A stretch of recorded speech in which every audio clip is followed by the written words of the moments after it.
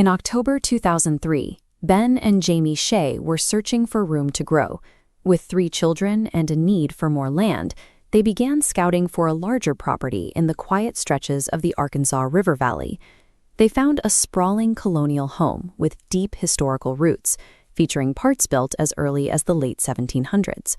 With massive trees and 4 separate fireplaces, the property was everything they had envisioned for their family, and it was listed at a price far lower than anything else on the market.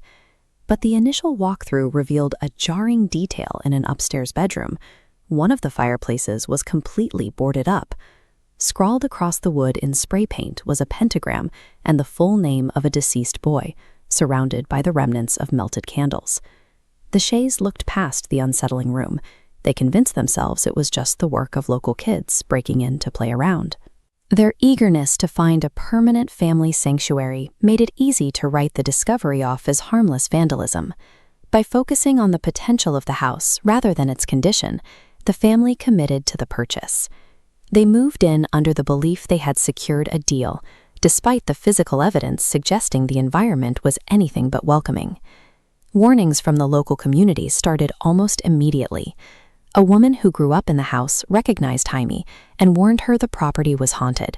She shared a family story about a young boy in the 1800s who had fallen to his death from an upstairs window, the same room now occupied by Jaime's 5-year-old son, Bridger. Within the house, the atmosphere began to change.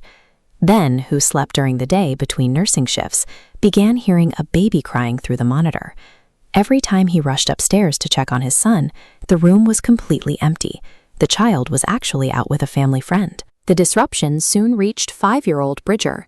He began refusing to sleep in his own room, telling his parents that he was hearing a crowd of overlapping voices that made it impossible to rest.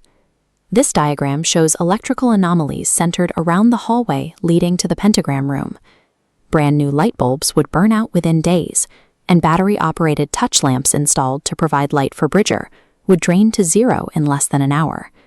These constant, low-level disturbances began to take a toll. The persistent lack of sleep and the growing sense of being watched started to wear down the family's mental resilience. The activity grew more aggressive. Heavy footsteps on the stairs, a bouncing rubber ball. At night, loud, rhythmic knocking started echoing directly above the parents' heads. Things took a darker turn when Bridger walked downstairs in a trance-like state and began laughing in a way his mother had never heard before. As he stood there in a daze, the family dog charged upstairs, barking frantically into the corner of Bridger's bed, as if it had something completely unseen pinned against the wall. The stress of these nightly encounters became a physical burden for Jaime. She was living in a state of profound exhaustion and irritability, struggling to maintain her focus during the day. That exhaustion eventually became critical. While driving her children home, Jaime overcorrected to avoid a misplaced construction barrel. The heavy van flipped multiple times, ejecting her 13-year-old daughter, Tori, and pinning her underneath the crushed vehicle. Tori survived with severe injuries, and the accident pushed the family to contact a paranormal research group. During the investigation, the team used a Ouija board that spelled out the name Seth. When they asked if the spirit had ever been alive, the board spelled out, never. Moments after the board pointed toward the technical equipment, the team's monitors captured a tall, transparent, shadowy figure forming near the ceiling. The temperature in the house dropped instantly, creating a heavy, malicious atmosphere that the family had never felt before.